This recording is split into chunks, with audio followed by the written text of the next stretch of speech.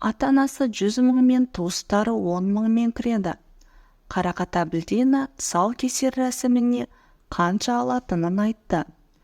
Әзірше тегін кесуге мүмкіндігім жоқ. Соңғы жылдары баланың тұсауын танымал әншіге, оқырманы көп блогерлерге кестіру қалыпты жағдайға айналды. Баласының өнерлі, аузы дуалы болғанын қалайтын кей кісілер оларды сахнаға алып барып әншілердің, спортшылардың ауыздарына түкіртіп жатқанын да көріп жүрміз. Жалпы қазір бұл дәстүр той бизнестің бір бөлігіне айналды. Осы орайда әнші Қарақат Әбілдина Instagram парақшасында таяу уақытта тұсаукесер рәсімін жасайтынын хабарлады. Жекемен жазып, тұсаукесер той сұрап жатқан жандарым, көрсетілген номерге жазыла беріңіздер. Сіздерден сұраныс болса, бізден ұйымдастыру деп көмекшісінің номерін жариялады. Елнұр КЗ тілшісі көрсетілген телефон номеріне хабарласып, тұсаукесер рәсімі жайлы сұрастырды. Тұсаукесер Астанада өткізіледі. Нақты күні әзірге белгісіз. Қатысу құны 100 мың теңге болады. Оған тұсауы кесілетін бала мен ата-анасы кіреді.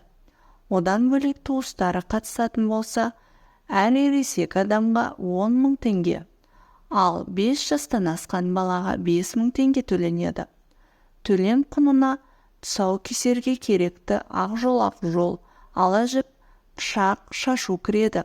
Сондай-ақ банкет форматында ресторанда дастархан, залдың безендірілуі, кәсіби фото-видео түсірілім, қысқаша концерттік бағдарлама, әр балаға сыйлық, тәтті торт кіреді.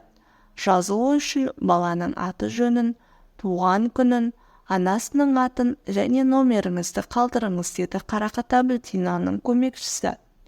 Тұсаукесер рәсіміне байланысты әншінің оқырмандары әртүрлі пікір жазды.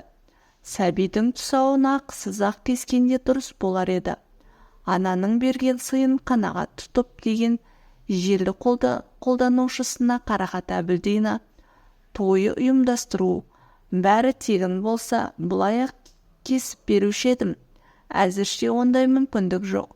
Болып жатса қуана жасаймыз деп жауап берді.